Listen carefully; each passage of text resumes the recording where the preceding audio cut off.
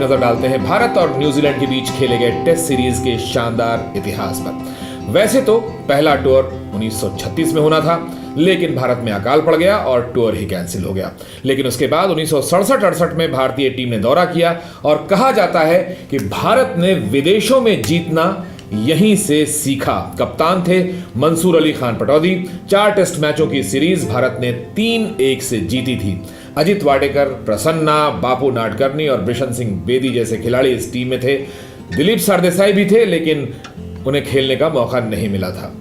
खास बात यह थी कि इस सीरीज में कैप्टन पटौदी ने खिलाड़ियों के अंदर इतना जोश भर दिया था कि सब जीत की भूख लिए मैदान में उतरे थे।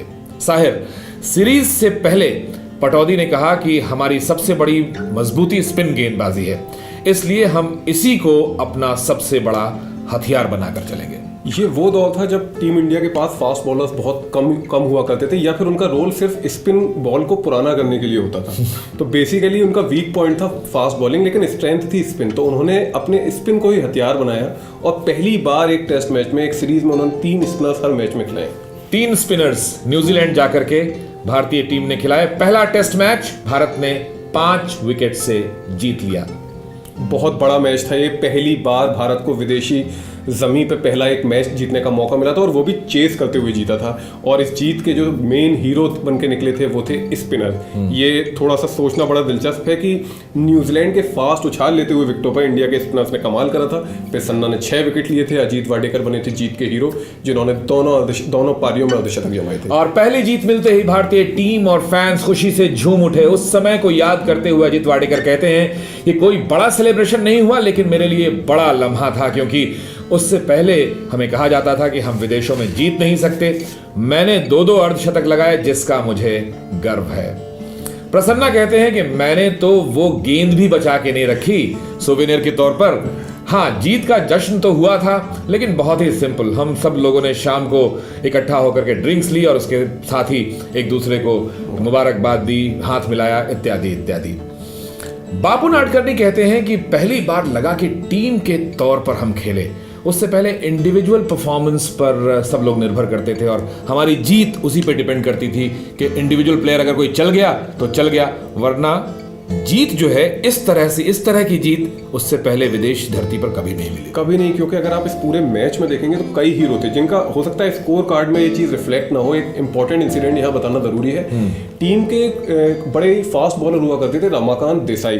उनके फास्ट बॉलिंग से उनका जबड़ा टूट गया था, लेकिन उन्होंने हिम्मत नहीं हारी और बैटिंग करी और पहली इनिंग में 9 रन की इंपॉर्टेंट बढ़त दिलाने में महत्वपूर्ण भूमिका निभाई थी। देखिए, अनिल कुंबले को लोग याद करते हैं कि वेस्ट इंडीज में कैरिबियन एक सीरीज में अनिल कुंबले को चोट लगी थी। उन्होंने पट्टी बांध करके मैच खेला था, लेकिन उससे पहले ये काम एक खिलाड़ी कर चुका है और उनका फ्रैक्चर हो गया था, पूरा जबड़ा टूट गया था, लेकिन वो टिके रहे। 10वें विकेट की साझेदारी में 57 रन जोड़े थे।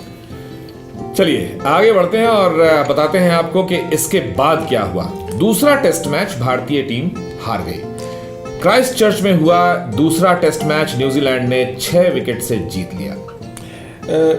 ऐसा नहीं है कि इस टेस्ट मैच में इंडिया बहुत खराब खेली। इंडिया ने अच्छा कंपटीशन करा, लेकिन थोड़ा सा फास्ट विकेट था और न्यूजीलैंड के कप्तान थे ग्राहम डाउलिंग। उन्होंने जबरदस्त दोहरा शतक लगाया और बहुत बड़ा स्कोर खड़ा करा। टीम इंडिया ने भी दोनों पारियों में तकरीबन एक में 290 और 300 का स्कोर खड़ा करा, लेकिन शायद वो कम रह गया न्यूजीलैंड के बड़े स्कोर के सामने। उसके बाद बारी आई तीसरे टेस्ट मैच की। पटौदी ने अपने खिलाड़ियों को जोश दिलाया कि अभी सीरीज जिंदा है, हम जीतेंगे, और नतीजा भी वही हुआ। वेलिंगटन में खेला गया तीसरा टेस्ट मैच भारत ने 8 विकेट से जीता और इस जीत के हीरो बने अजीत वाडेकर, जिन्होंने अपने कैरियर का पहला शतक बनाया। जीत के हीरो बने बापू नाडकर्णी, जिन्होंने 6 विकेट लिए और बुरी तरह से अगेन एक स्पिन बॉलर्स ने बिल्कुल न्यूजीलैंड के बैट्समैन को धराशायी कर दिया। उनके पास कोई सॉल्यूशन ही नहीं था कि किस तरह से स्पिन बॉलर्स का सामना किया जाए। अब चौथा और आखिरी टेस्ट मैच आया। इस टेस्ट मैच को जीतकर भारत सीरीज जीत सकता था, या ड्रॉ भी कर लेता तो भारतीय टीम सीरीज जीतकर लौटती। लेकिन देखिए साहब, मंसूर अली खान पटौदी की लीडरशिप। उन्होंने कहा कि भाई हम जीत के लिए खेलेंगे। जीत के लिए खेलेंगे। और ये मैच ना केवल जीता लेकिन जो पूरी सीरीज में फ्लॉप रहे थे मंसूर अली खां पटौदी, बहुत इंपॉर्टेंट अर्धशतक जमाया पहली पारी में।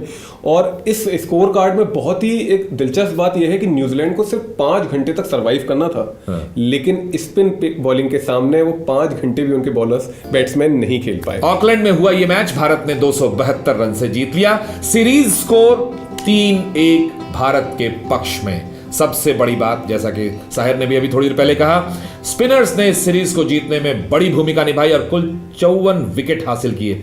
73% विकेट स्पिनर्स ने लिए। प्रसन्ना ने अकेले 24 विकेट हासिल किए। तो ये थी न्यूजीलैंड में मिली पहली जीत की कहानी, जो विदेश में मिलने वाली पहली सीरीज जीत थी। कहा जाता है कि कप्तान मंसूर अली खां पटौदी ने भारतीय टीम को विदेशों में जीतने का मंत्र दिया। सोचिए, मंसूर अली खां पटौदी, एक आंख उनकी डैमेज, जब वो कैप नीचे करके खेलते थे लोग कहते थे कि फैशन स्टेटमेंट है, लेकिन वो कैप नीचे इसलिए करते थे क्योंकि जब वो गेंद आती थी उनकी तरफ तो दो नजर आती थी। तो वो चाहते थे कि सिर्फ एक आंख से वो गेंद को देखें, और एक आंख से खेलते हुए उन्होंने कितने कमाल की पारियां खेली हैं, वो एक इतिहास है। एक बस छोटा सा है कि अभी जैसे मैंने बताया, चौथा टेस्ट मैच जो बहुत इंपॉर्टेंट था उसमें प्रसन्ना ने दोनों पारियों में बहुत बड़ा रोल प्ले करा था, ना कि बापू नादकर्णी ने। बापू नादकर्णी ने नहीं, प्रसन्ना ने बड़ा रोल प्ले किया था। और जैसा कि आपको बताया, स्पिनर्स ने कमाल कर दिया पहली इस सीरीज में। तो क्रिकेट से जुड़ी ऐसी ही कहानियां हम गो न्यूज पर आपको लगातार सुनाते रहेंगे। फिलहाल मुझे और साहिर को इजाजत दीजिए।